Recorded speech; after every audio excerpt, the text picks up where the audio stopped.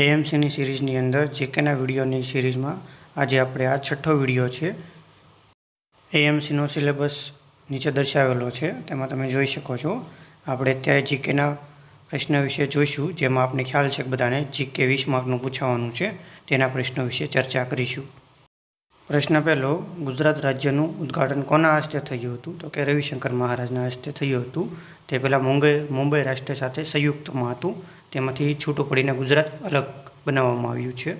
પ્રશ્ન બીજો, ભારતના પ્રથમ ગવર્નર જનરલ કોણ હતા? તો કે વિલિયમ બેન્ટિક હતા. પ્રશ્ન ત્રીજો, ઈસવીસન 1448માં ફતેહ રાવળને હરાવીને કોણે પાવાગઢ કબજે કર્યું? તો કે મહંમદ બેગડાએ કબજે કર્યું. તે આપને ખ્યાલ છે કે બે ગઢ જીતવાના કારણે બેગડો કહીએ છીએ, એક પાવાગઢ અને એક જૂનાગઢ. પ્રશ્ન ચોથો, ભૂચર મોરીની લડાઈ કયા ગામે થઈ હતી? તો કે ધ્રોલ. તો ધ્રોલ આપને ખ્યાલ છે કે જામનગર જિલ્લાની અંદર આવેલું છે. પ્રશ્ન પાંચમો, ગુજરાતમાં કેટલા પ્રકારની જમીન જોવા મળે છે? તો કે 7 પ્રકારની જમીન જોવા મળે છે.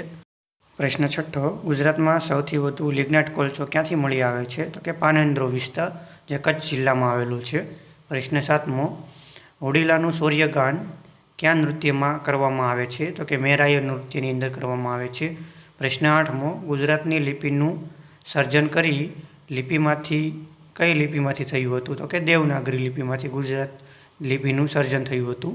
પ્રશ્ન નવમો, બંધારણ સભાએ બંધારણ કયા દિવસે સર્વાનુમતે સ્વીકાર્યું હતું? તો કે માગસર સુદ 7મ વિક્રમ સંવત 2006ની અંદર સ્વીકાર્યું હતું. પ્રશ્ન 10મો, ભારતના રાષ્ટ્રીય સૂત્ર તરીકે બંધારણ સભામાં કોણે અપનાવવામાં આવેલું છે? તો કે સત્યમેવ જયતેને આપણે ભારતનું રાષ્ટ્રીય સૂત્ર તરીકે અપનાવેલું છે આપણા બંધારણ સભાની અંદર.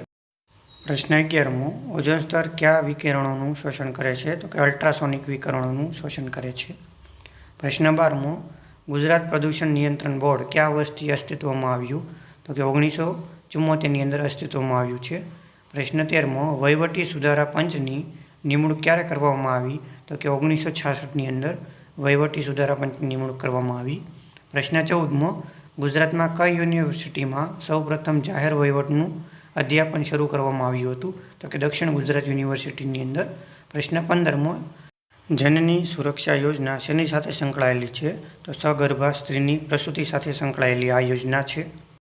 પ્રશ્ન 16મો, જનની સુરક્ષા યોજના એટલે JSY અન્વયે કેન્દ્ર સરકાર તરફથી કેટલી સહાય આપવામાં આવે છે? તો 100% સહાય આપવામાં આવે છે. પ્રશ્ન 17મો, વર્ષ 2024ના રોજ ગુજરાતના અમદાવાદ ખાતે ભગવાન શ્રી જગન્નાથની કેટલામી રથયાત્રા યોજાઈ હતી? તો કે 147મી રથયાત્રા યોજાઈ હતી. પ્રશ્ન 18મો, જીએસટી દિવસ તરીકે ક્યારે ઉજવવામાં આવે છે? તો કે 1 જુલાઈ આપણે જીએસટી દિવસ તરીકે ઉજવીએ છીએ. પ્રશ્ન 19મો, તાજેતરમાં યુપીએસસીના નવા અધ્યક્ષ તરીકે કોની નિમણૂક કરવામાં આવી છે? તો કે પ્રીતિ સૂદનની નિમણૂક કરવામાં આવેલી છે.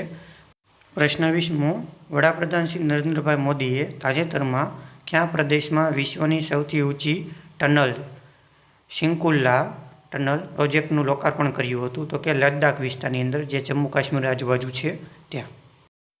જો તમને આ વિડીયો ગમ્યો હોય તો લાઇક, શેર અને સબસ્ક્રાઈબ કરજો. જય હિન્દ, જય ભારત.